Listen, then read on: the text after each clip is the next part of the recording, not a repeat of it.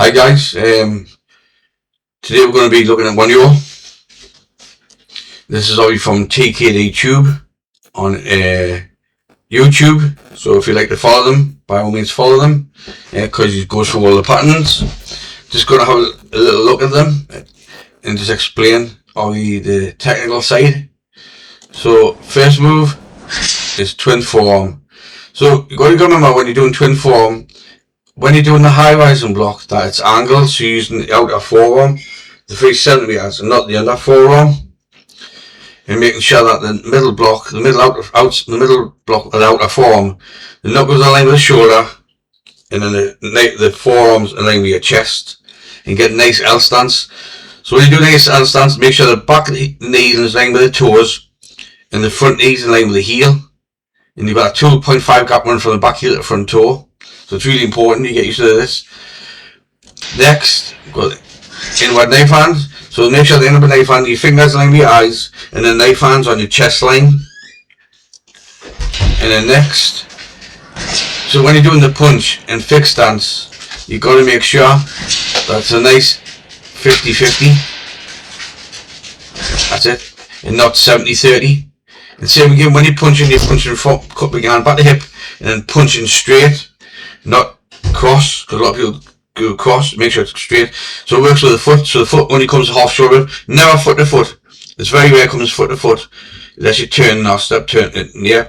It comes half shoulder width, and then back, so it works with the foot, the hand and the foot together. And then next, knife hand garden block, forearm garden block, sorry, in bending stance. So make sure your bend stance, your back leg's bending. That's the whole point of called bending stance. A lot of people keep the leg straight. The knee must be bent because it's bending stance. And make sure you got your forearm. Yes. So same again when you're doing a forearm, knife hand, whatever you're doing, make sure that you've got the backward motion, but don't expose yourself too much. Make sure you can still see your back forearm, your back fist in the corner of your eye, so it's not going out your view. So you're keeping body firm, so you're not opening up your side too much to get hit. So then you got your straight fingertip thrust. And same again, you got the same 6 moves. So make sure that L, and then fixed stance. Yeah. So 70-30, 70-30, and then 50-50. And when you bring your foot in, bring your left leg forward, Delimio Maki. Yeah. So when you do Delimio Maki, don't go too much down because you want to get the same. If you're going down a little, up, and then down. So when you're going down, you're keeping the body half side facing this way, you're going up, and as you go down to do the middle block, it comes across and the hips turn. So your fingers are still aligned with your shoulder, and then the knife hands on this chest line, but it's reverse half side facing, I call it. Yeah. So you got side facing, half side facing, full facing, and I call it reverse half side facing. The shoulder's slightly dipped, but like I said, don't go down too much. You only want to go down a little bit to come up, to go down. That's it, good drop down, low for the stop kick, and then punch. So again, Delimio Maki, for the stop kick, punch.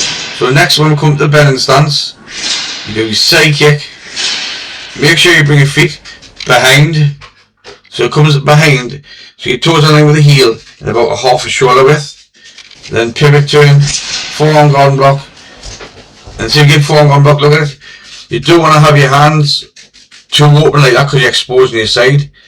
Yeah. So back hands aligned with the eyes, front line the shoulder, but then more so you can see them. So I should be able to look at the corner of my eye and still see my fist. So I'm not coming too far where I can't see it. And then an L stance. Yeah. So that's the 28 moves. And like I said, if you want to pop on the YouTube channel called TKD YouTube. It's on there to watch all the patterns through, and use them for yourself. But just get used to the detail. The detail is really important. The little things, especially when you're going black belt, you gotta go back to white belt patterns and start looking at your stances, looking at your how you perform the techniques.